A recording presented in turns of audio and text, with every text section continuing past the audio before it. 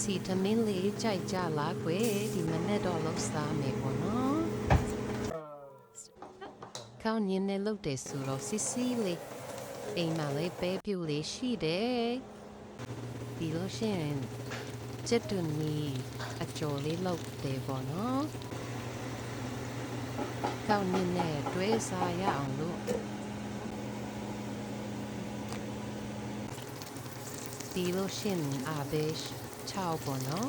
အဲ့ဒါလေးနည်းနည်းကြော်လိုက်လေစီနဲ့ဒီလို့ရှိရင်ကျက်တူနီကြော်ပေါ့နော်ပြီးရင်အုံချစ်ချစ်ထားတဲ့အုံဒီလေးထည့်လိုက်တော့ရှယ်ပဲပေါ့နော်အရန်တော့ဤတယ်အများတော့မစားနိုင်ဘူးဒါပေမဲ့တခါတလေကိုယ့်ရဲ့မြန်မာပြည်အလွမ်းပြည်ပေါ့နော်